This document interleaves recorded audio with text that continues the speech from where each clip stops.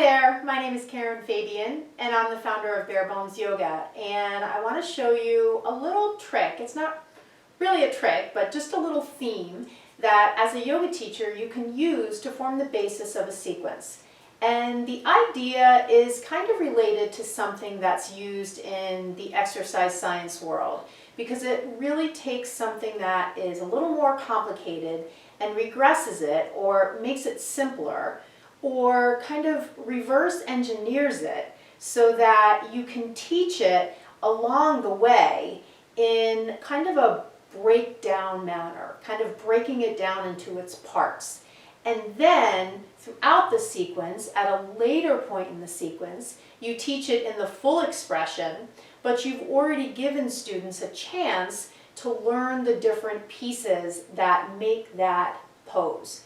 It's similar to something if you were to work students towards a peak pose. However, because my focus is teaching anatomy, it really focuses on the anatomical actions and alignment that the student needs to connect to in order to come into the full expression or the posture or the peak pose in the most stable and expressive way. So let me show you how this works. The posture we're going to apply this to is half moon. So half moon can tend to be challenging for people because not only is it a balance, but it's one where they really need to develop a sense of proprioception. And of course we all have this sense, but it can be challenged by coming into poses where we can't see all our limbs. So here I can't see this upper arm unless I look, and I definitely can't see this back leg. So your ability to get a sense of where your limbs are in space is proprioception. And this, is even commonly seen in a posture like Warrior Two, where you can't see that arm, but you want to align it with this front arm. That's a little easier. Here we've kind of amped up the challenge because we have a balancing posture with the leg in the air. So one of the things I like to do to start out, if I know I'm going to work people to that posture, is I have them start out in a forward fold, and I probably have them with 2 blocks, but for today I'll just do it with 1. And I have them place either their hands on the 2 blocks or just the 1, and take one leg back and open the hip. And then I have them do that on the opposite side. Now, why would I do this?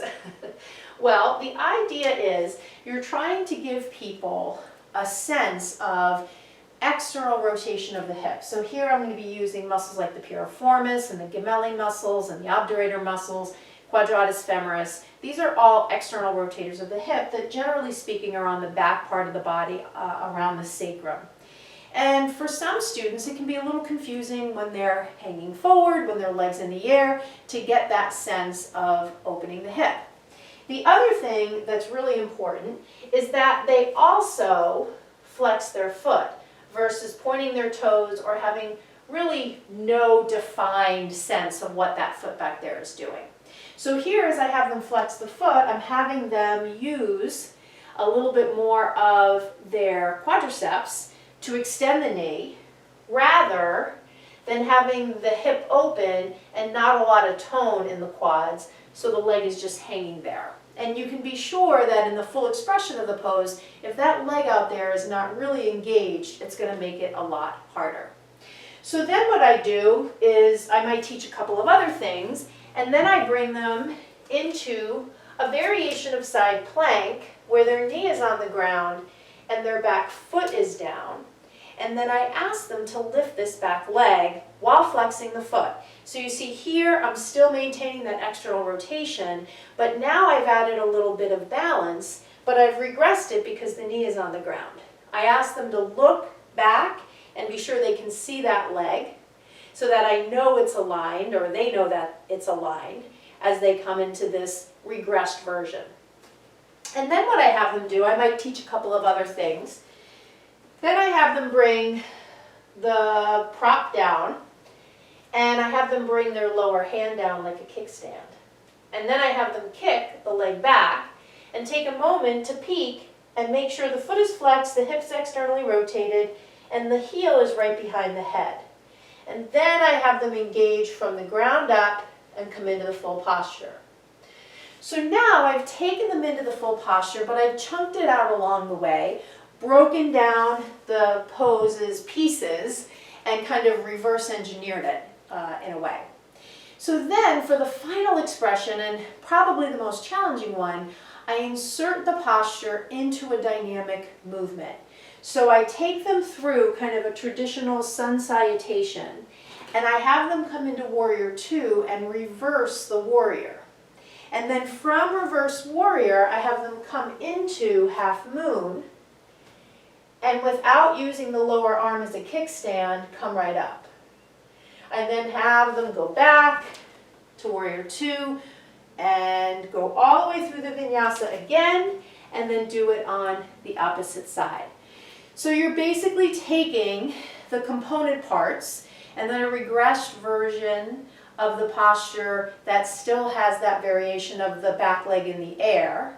And then you do the pose with the kickstand, and then you insert it in a flow, which generally is the most challenging for folks because they need to call on all of that they learned in all those prior iterations to have it smoothly appear as part of a sequence. So I hope you like this and find it interesting. Sequencing is definitely one of the fun things you can do as a yoga teacher. And for me, since I love anatomy and I love to teach from anatomy, it gives me a great way to build in anatomical themes into the sequence. So I'll let you know on my homepage, barebonesyoga.com, I have a sequencing template you can download for free. And the other thing that I'll let you know is that throughout the year, every few months, I open enrollment for my premier course and learning program called the Blueprint Learning Program. And it's a very logical step-by-step program to help you learn anatomy as well as how to apply it to your teaching through sequencing, through offering modifications, through answering student questions. It's more than just a course. It's a learning program that includes live coaching sessions with me and other teachers who enroll. So it's really designed to help you learn how to share anatomy in the cues that you give your students. And the clearer your cues, the more confidence you'll have as a teacher and the greater your impact will be. It's not enough to just learn anatomy. What we really need to do as teachers is find ways to clearly and understandably share anatomy with our students, and that's what my program is designed to do. So to get on the wait list for that program, you can go to the website, and I'll also include the link. Have a great day. Don't forget to hit subscribe so you get notified when I post another video. Namaste.